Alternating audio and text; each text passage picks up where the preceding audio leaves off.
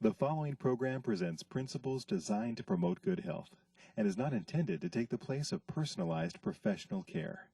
The opinions and ideas expressed are those of the speaker. Viewers are encouraged to draw their own conclusions about the information presented.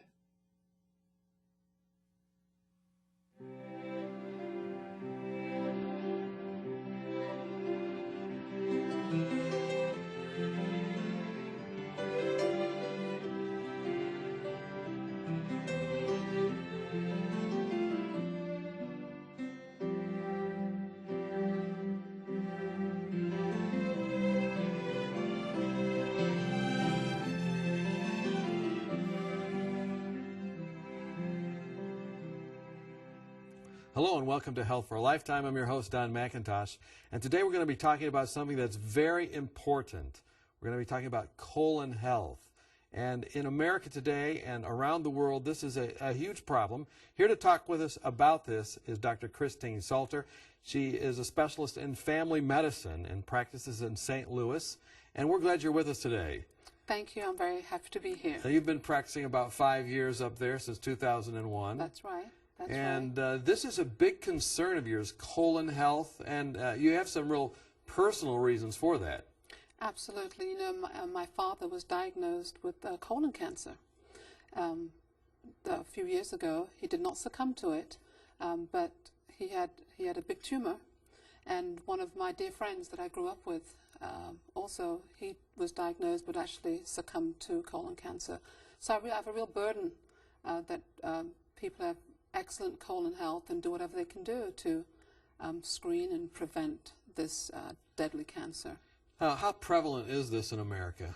You know, it's the third killer in America, behind heart disease. Mm-hmm. We have heart disease, we have lung cancer, and then it's followed by colon cancer. And you're telling me that this is largely preventable.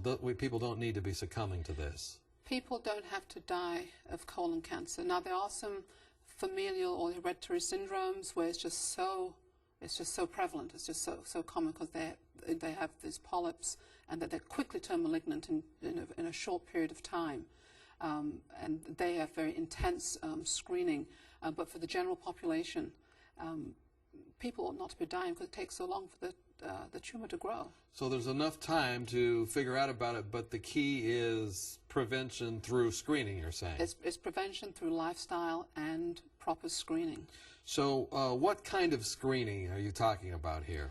Well, there are different methods that are recommended. Some people, when they go to the doctor, they get the little card. It's called a fecal occult blood test, that they can test with that, and also have a sigmoidoscopy.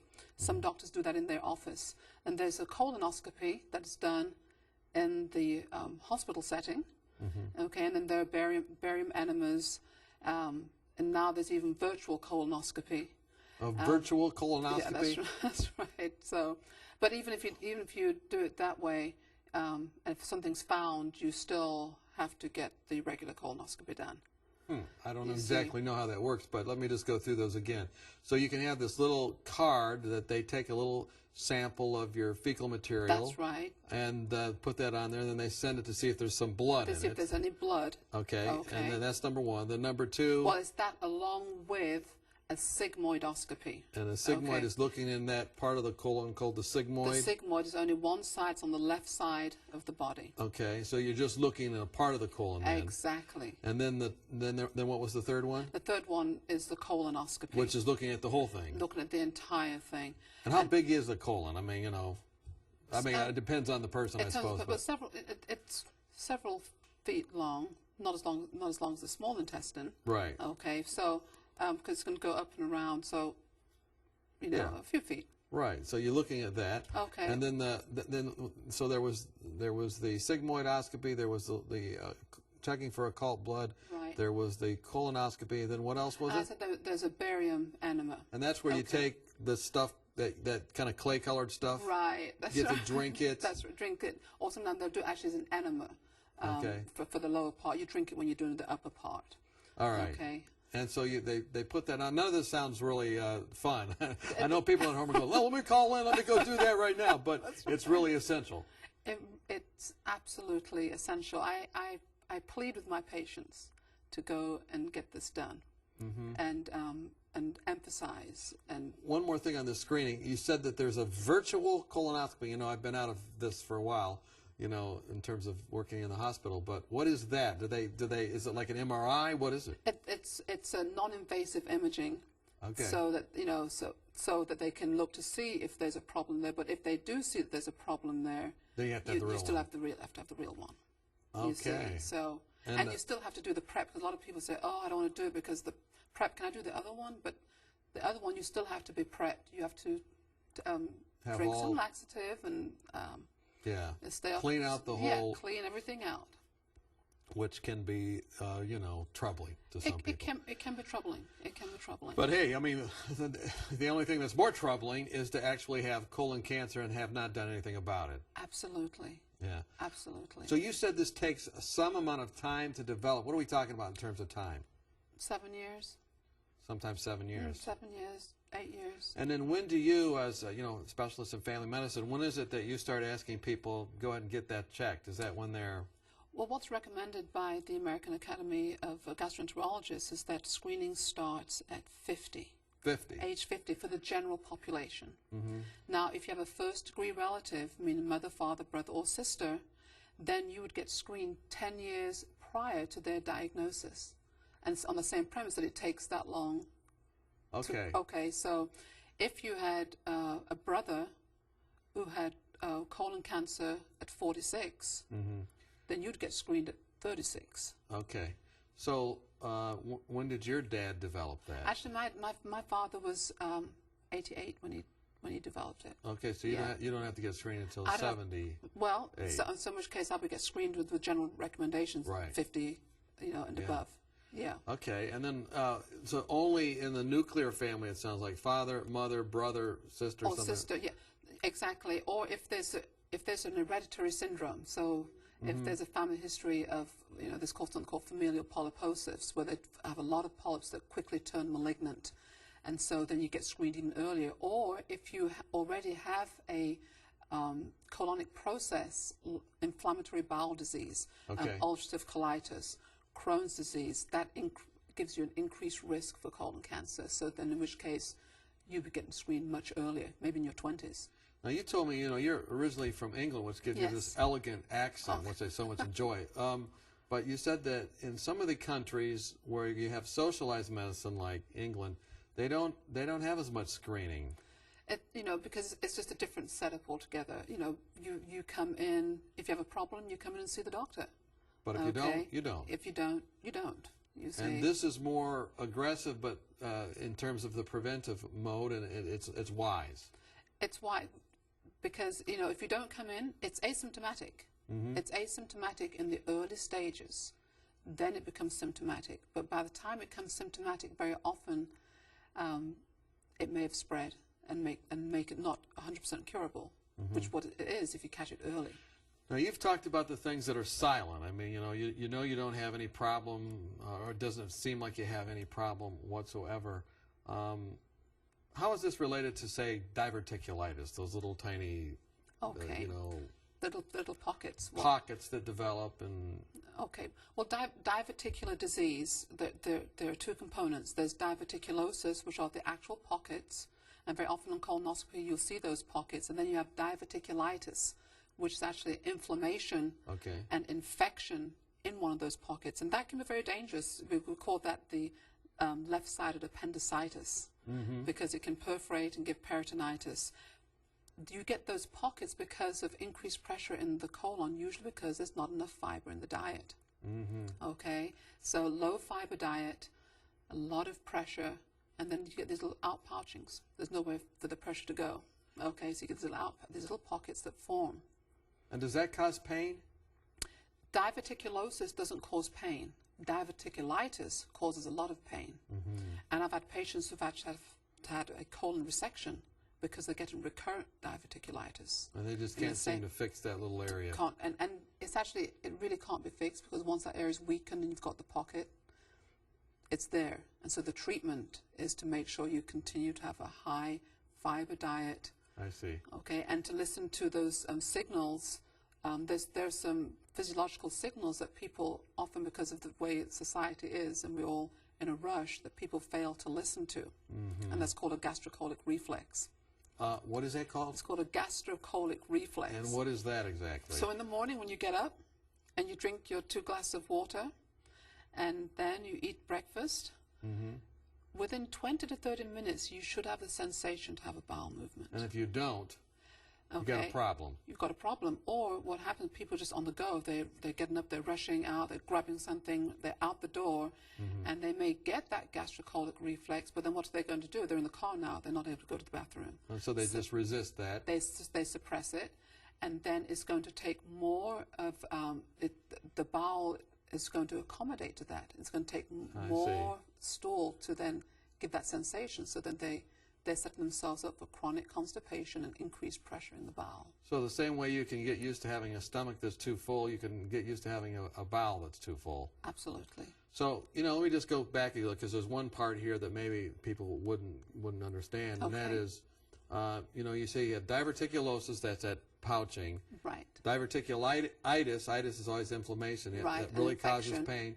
And the problem with both of those is they can perforate, and then the contents of the bowel go out into what you call the peritoneum, which is really that space all around it, and that causes an infection that sometimes you just can't get rid of. Absolutely. You see, the bowel, when you think about the bowel from the mouth to the anus, it's inside the body, but it's kind of outside. Okay? And so there are bacteria in the bowel that are very useful. In the bowel. In the bowel. But we don't want those bacteria getting out or even getting into the bloodstream. Right. Then they become very nasty. They need to get bacteria back in their little... That's right. That's okay, right. So we've talked about the importance of the colon. I mean, look, we're thankful for our colons, right? That's where everything gets absorbed into the body. Anything else it does? Well, it's a wonderful organ. When you think about what happens with digestion and the whole process, each area is just so specialized. The colon is the area where most of the water is absorbed, which means you've got to be drinking enough water because it's reabsorbed in that area. The colon has 1 billion bacteria, more cells than even the body has. Billions of bacteria, and they are all keeping this nice ecology, this own little environment, keeping pathogens at bay. Helping break down food products. And in fact, it's those bacteria that help with the nutrition of the colon cells. They're called colonocytes. They're 1 cell thick, and it's the bacteria that act on the non-digestible starch or fiber. I see. And they break it down, and then the nutrition, the short-chain fatty acids, is what the colonocytes use for their nutrition. I see. So if you're not getting enough fiber, then those cells are not getting the nutrition that they need, and cellular health is really a key. If you don't have proper cellular health, then the cells, for repair, they're always getting exposed to carcinogens that are coming through the bowel. Right. So then they're more vulnerable. They're more vulnerable, absolutely. So the colon is a marvelous organ. Any differences when you look at ethnic groups or racial groups in terms of colon health? In general, African Americans, if they develop colon cancer, they tend to develop on the right side of the colon. The right side of the colon. The right side of the colon. Now, let me just tell you what the problem with that is. The right side of the colon, or the cecum, is more expansile. And so a tumor can grow to a large size before the patient would have symptoms. If it's on the left side, that's more muscular and a little narrower, so you're more likely to get change in, what we say, a change in bowel habit. That's one of the questions the doctor will ask you. Have you had any change in bowel habits? Well, my stool used to be, a good size, and now it's pencil thin. Well, that's already a red flag for us to go and look. And with a sigmoid, now a sigmoidoscopy, that's what's you can figure that out. You can see that right away, the sigmoidoscopy. And so most people say, well, I'll just get the sigmoidoscopy done and do the fecal occult blood test. And then not have the colonoscopy done. You don't see all the way around to that right side and pick that up. I see. You see, so especially if you're African American watching, you got to this prevention thing is even larger. It's larger, and it's important that you get a colonoscopy and not just a sigmoidoscopy and say, well, I had that done and a fecal occult blood test. I did have a case during residency where a patient just a few months previously had a fecal occult blood test, no blood. No problem. And then presented with abdominal pain, near perforation of a right-sided colon cancer. Wow. We're talking with Dr. Christine Salter. She is a specialist in family medicine. We're talking about colon cancer. We've talked about some of the bad news, but also some good news. We can largely prevent, if we know the health of our colons. We've talked about that. But there's some other things you can do, and you need to hear about those. So join us when we come back. Are you confused about the endless stream of new and often contradictory health information? With companies trying to sell new drugs and special interest groups paying for studies that spin the facts, where can you find a common-sense approach to health? One way is to ask for your free copy of Dr. Arnott's 24 Realistic Ways to Improve Your Health. Dr. Timothy Arnott and the Lifestyle Center of America produced this helpful booklet of 24 short, practical health tips based on scientific research and the Bible that will help you live longer, happier, and healthier. For example, did you know that women who drink more water lower the risk of a heart attack? Or that 7 to 8 hours of sleep a night can minimize your risk of ever developing diabetes? Find out how to lower your blood pressure and much more. If you're looking for help, not hype, then this booklet's for you. Just log on to 3abn.org and click on free offers or call us during regular business hours. You'll be glad you did.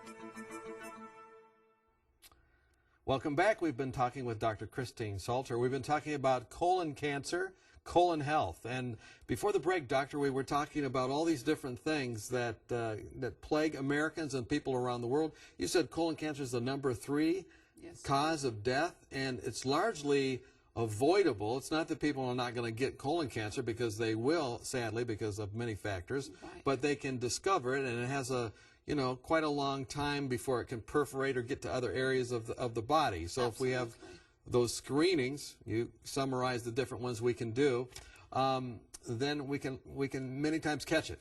Absolutely. That's good news. And I actually recommend and prefer colonoscopy, because then you get the entire colon visualized all the way around to the small intestine. So I prefer that, and pretty much that's what I send my patient to Barnes Hospital to get their colonoscopy done. Okay, now this section we want to talk about other things we can do to maybe, number one, avoid colon cancer to begin with, or if we have a problem with our colons, you know how to take care of that. But what are some lifestyle factors as they relate to the health of the colon? Okay, well, there are some very common things that people are doing. Cigarette smoking. Cigarette smoking has been shown to increase the risk for colon cancer. And how does that work? It's carcinogen. Tobacco smoke contain carcinogens which damage the cells. How do they get into the colon? Because I don't smoke with my, I don't smoke, going down in my stomach. Okay, well, you're inhaling it, but it gets absorbed. Once it's inhaled, it gets absorbed all the way in. Right? Okay. I thought, man, That looks like a funny sign. That sounded like a pretty odd sign. Okay. So, but it just gets absorbed. When you smoke, it just goes everywhere in your body. It gets inhaled all the way. Cigarette smoking is linked with many diseases. Not just people think of lung cancer. It's one of the #1 risk factors for heart disease. So it kind of seeps in there. So just stop smoking if you want a healthy colon. Stop smoking, and not just active smoking, but passive smoking. Don't hang around people that smoke. Don't hang around with people that smoke, because it puts you at a significant risk. And what are the numbers? You know any numbers on this? If you're hanging around people that smoke versus not, what happens to that person in terms of colon cancer? Don't know the numbers for colon cancer. But it's significant. But it's significant. Because smoke is smoke, whether you're doing it or whether you're sitting there inhaling it from someone else. Is it just cigarette smoke, or what if I'm barbecuing my roasted tofu on the whatever? Okay, grilling and burning food, especially that is high in fat, so red meat or even tofu meat, they become carcinogens. Oh. So and then that's the other one I'm coming to is red meat. Okay, so And that's something that does go down that alimentary does canal. go in there. Red meat. We used to think that it was fiber.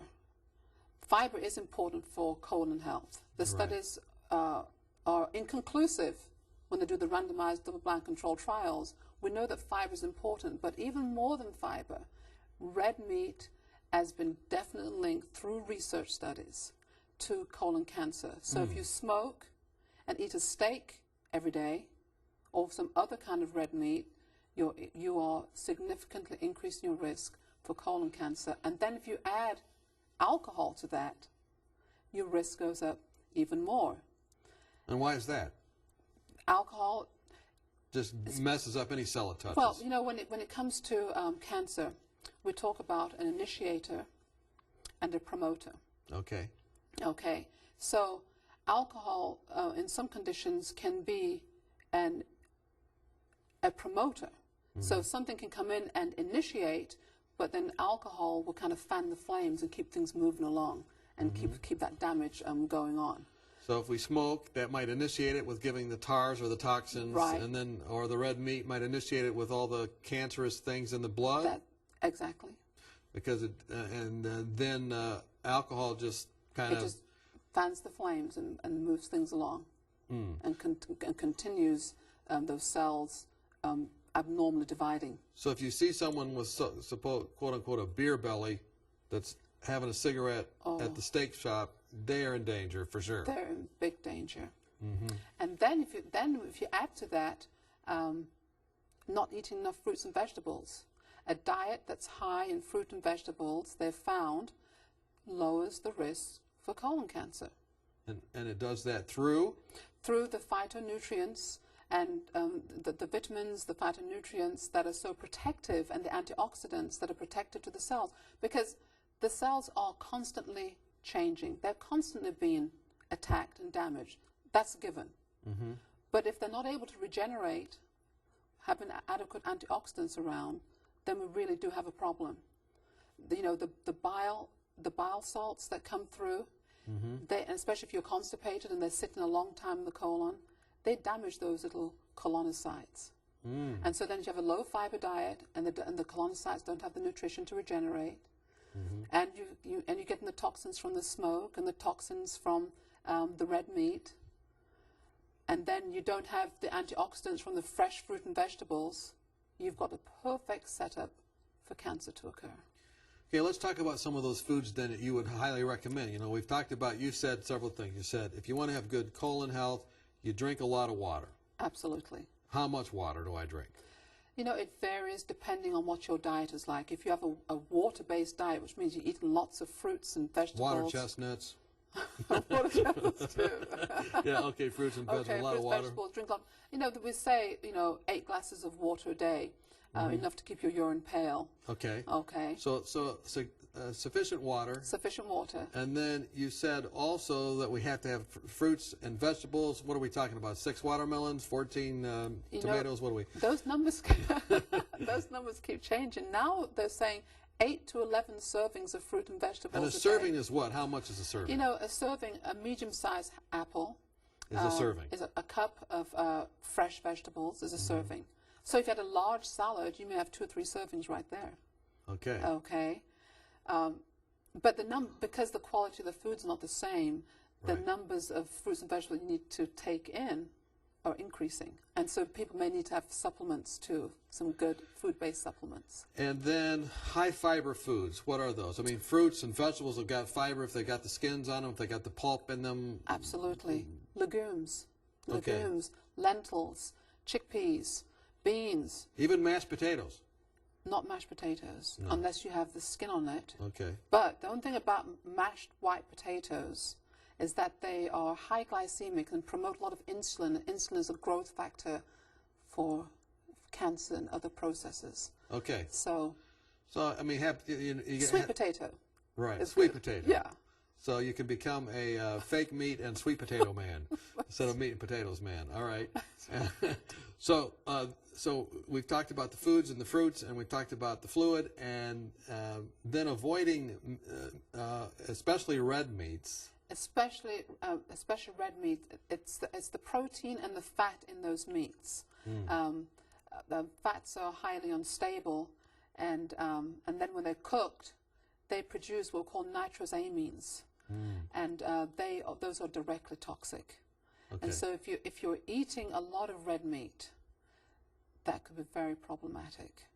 And so we'd encourage people to significantly decrease the red meat. And on the new food pyramid, red meat's right at the very top. And to my patients, I say monthly, if at all. Okay, monthly, if at all. But many of them turn that pyramid upside down, and those things at the very top become their foundational foods, and those are the very foods that are a problem. You probably serve different populations there in St. Louis. Yes. What about the African American community, the Asian community? Are there any differences in those different groups you talk to? Typically, the African Americans you see, what are the foods you talk to them about avoiding? Well, you see, they eat a lot of fried foods, a lot of organ meats, and a lot of pork, and they do a lot of barbecuing, and I really discourage that. And then your Asian population?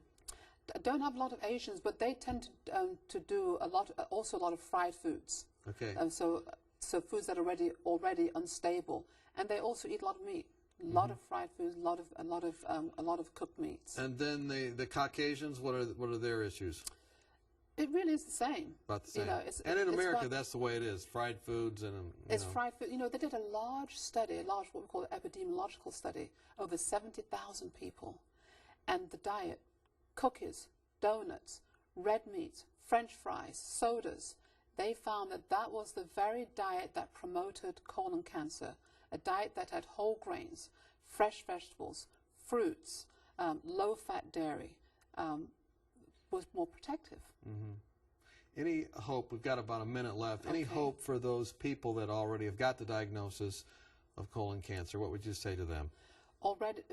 First of all, would be to put into place those things that would have prevented it, make sure that they radically change their diet and lifestyle. Obesity is another risk factor, and so we want to make sure that they're exercising, making sure they're taking lots of antioxidants, and make sure they're using superior food-grade supplements. And that will make a big difference. Well, we really have enjoyed talking with you today, Doctor. I'm sure your patients just love going to see the doctor as much as you can do that, because you're just a warm personality, and we're glad you could take time out of your busy practice. You actually traveled today.